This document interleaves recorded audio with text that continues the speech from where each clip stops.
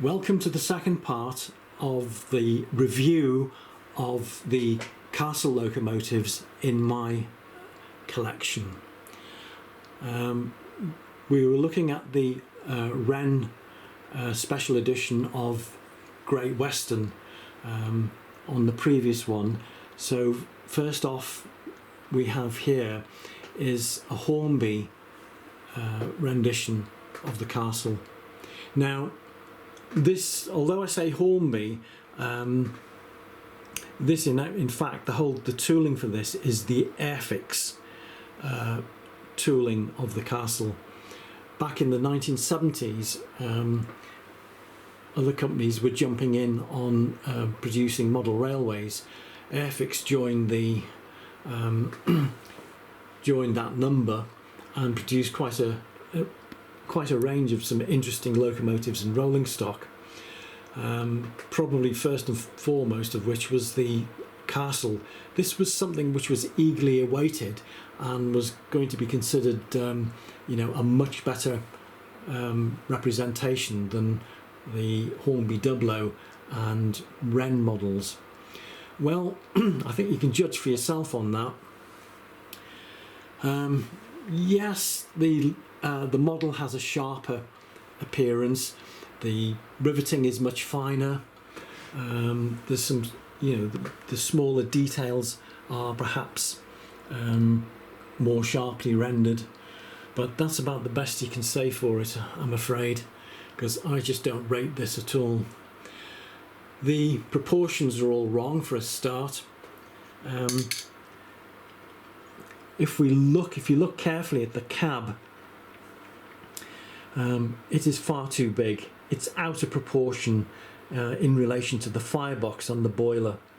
So there's a major visual aspect which is completely wrong.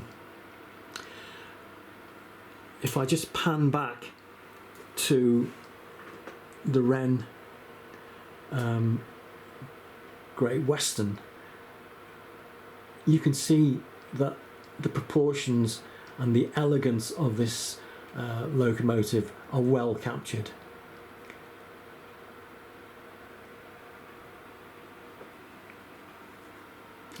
This doesn't do it really. The other thing that's wrong with it is the wheels. The driving wheels look too small.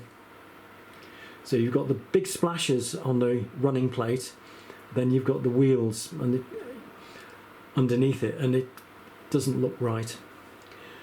To be fair, the wheels on the Hornby and Wren locomotives, they're probably on the small side too, but the overall appearance is not hindered by that shortcoming. It still looks good. On this one I decided to pile the coal in, because sometimes you'd see these tenders actually piled high with coal. This is another one which I actually renamed and renumbered, Hornby Castle. The only thing, when I say advantage, the only thing about it which singled it out is that it's a double chimney version. On the front, as always, you've got the typical Western headboard and the very characteristic train reporting numbers. Another thing which is wrong, and it does annoy me, is the steam pipe running from the smoke box to the cylinders there. The shape is wrong. Moving back to the Wren or a Hornby Doublo, you can see that it's actually much more realistic, much more accurate.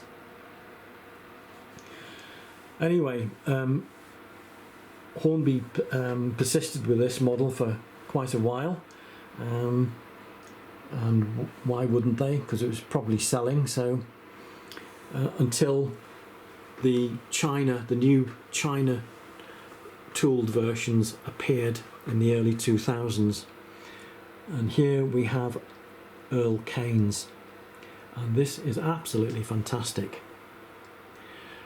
This model is paired with a Hawksworth flat-sided tender, quite different from the Collet.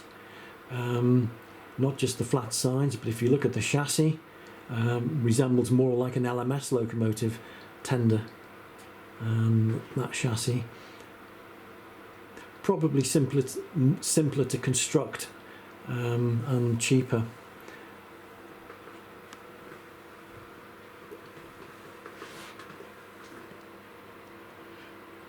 Again, it's very well proportioned, detail is sharp, clear,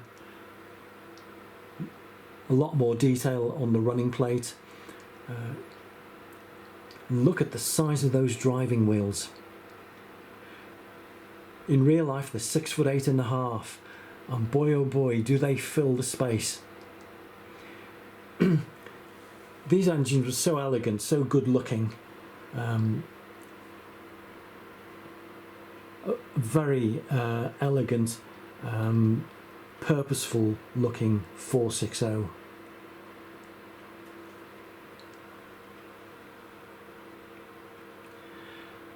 This is Taunton Castle. This came in a set. I think it was the Royal Duchy. Came with some coaches. Here we've got the more characteristic collet tender with the elegant step out at the top.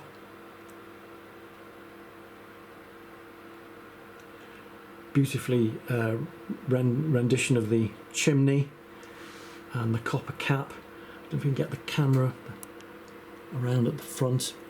So we've got the headboard, and that back a bit.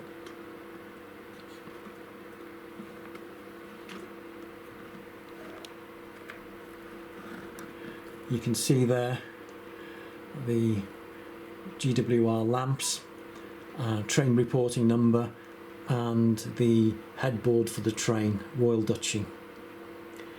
They're all the nice finishing touches which give it that final characteristic Great Western look. But these are lovely locomotives. I'll just go to the top.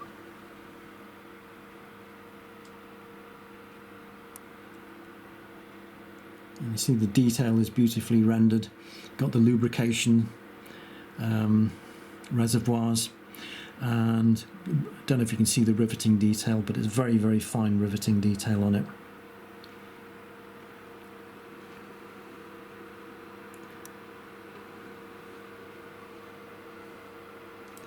So these are really good locomotives, very fine models. There's the double chimney.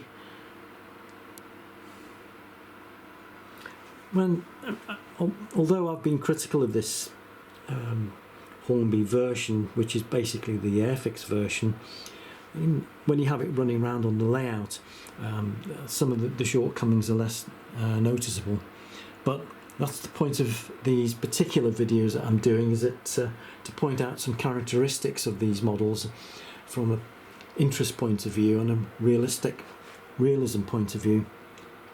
I just love the copper cap on that. That's so good.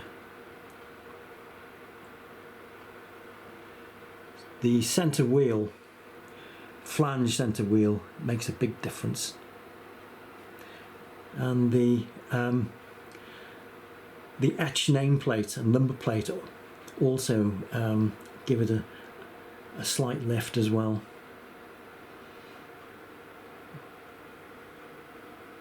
Hornby Castle. Nice rich copper on the chimney. Back again to Windsor Castle.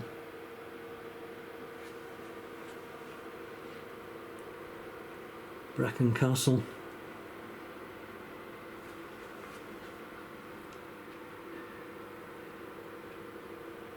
Swindon.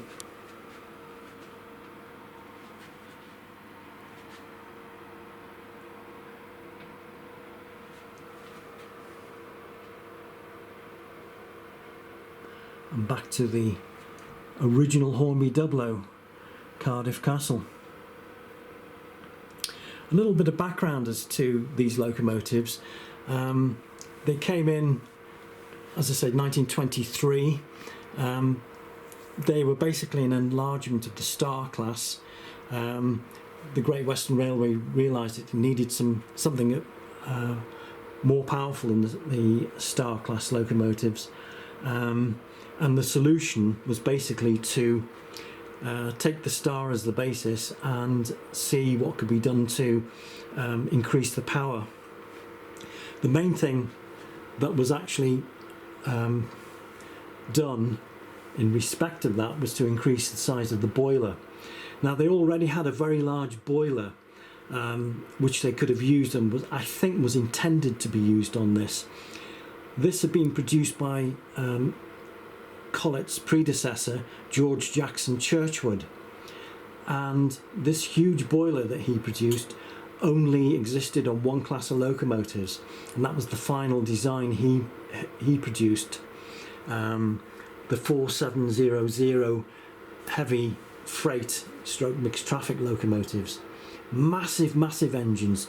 I think one's been modelled by Helian. I've not got one. I'll probably get one at some point or other. They're often referred to as night owls because they used to operate at night on heavy express goods trains between London and Birkenhead and South Wales. The problem with them was their weight. The civil engineer didn't like them. I think it was only 9 were built. But considering only 9 were built, and I think they were built in 1919, they lasted until 1964. So that's telling you something in terms of how useful those locomotives were. Getting back to the castles, when Collett proposed that boiler for the enlarged Star,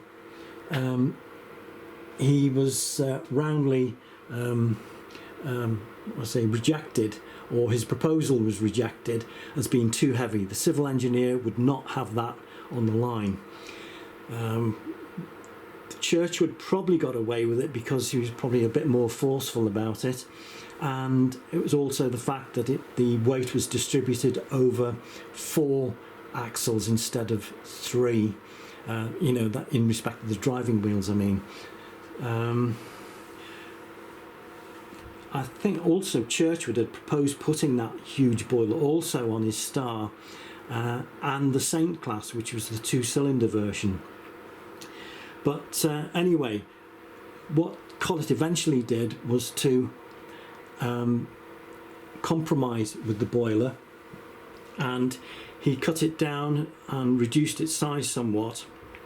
So therein lay a potential sort of issue with the capabilities of that boiler because it had been compromised. Safe to say, as it originally existed on the 4700 mixed traffic engines, it was a superb steam raiser, and it did everything that was required of it. The other thing modification which Collett introduced on the castle was to increase the size of the cylinders from I think about 14.5 inch diameter to 16 inch diameter. So that's quite large in terms of cylinder capacity. But the one thing he didn't do was to increase the size of the diameter of the valves. The valves which admitted and exhausted steams from the cylinder. And therein lay another slight area of concern in terms of, again, a compromise. You had a larger boiler, larger cylinders, but the same valve events as on the Star. Now, these engines, it goes without saying, did everything that was asked of them. In 1925, they had trials with LNER Gresley Pacifics, the original A1s. It's safe to say that the castles trounced them, both on the GWR because the trials were conducted on GWR metals and also LNER metals, and in both cases the castles came out top in terms of efficiency, coal consumption, water consumption, and power. This fate was to be repeated again the following year, because LMS locomotive affairs were almost becoming a laughingstock. The largest locomotives on the LMS, which had been ordered en masse, were the Midland compounds, with very slight modifications. So the LMS was in dire need of some new locomotives, and they had a trial. I think it was Hornby Castle went on between Euston and Carlisle, and again there was just no comparison in terms of output and performance and efficiency. Such was the superiority that the LMS asked Swindon to build it some castles. That was refused. Then they asked for some drawings of the castles, and again that was refused. And then there was a whole muddled sort of thing about, because the chief mechanical engineer on the LMS, Henry Fowler, was drawing up proposals for a Pacific, when behind his back the LMS board were going to actually go behind him and cancel that project. What eventually came out of it was they approached the Southern Railway and Richard Maunsell for a set of drawings of the Lord Nelson, and that's how the Royal Scots came into existence. In fact, neither Crewe nor Derby could undertake the work, so it was farmed out, contracted out to North British Locomotive Works, and that's how the Royal Scots came into existence. That's the Royal Scots in their original form. So the castles had some influence, some very considerable influence on the outcome of locomotive development on the LMS, and it's just by pure luck and the fortitude and the working arrangements between some of the LMS engineers in conjunction with the engineers at North British that actually produced a very good locomotive. But that's another story. But on the downside, the shortcomings of the castles became apparent also in the 1920s, during the National Coal Strike, when the traditional coal supply, which the Great Western Railway relied upon, was no longer available. That being, of course, South Wales anthracite, the best steaming coal that's available. And the Great Western had to rely on Polish coal. Fair dues, you design your locomotives for what's available. But safe to say that other railways across the British Isles had to fare with much more varied coal, and they took steps. They were very careful about looking at aspects of the boiler, and particularly with regard to superheat, to get them to perform. Now, in their initial phase, the castles had quite low degree superheaters because Collett felt they didn't need it.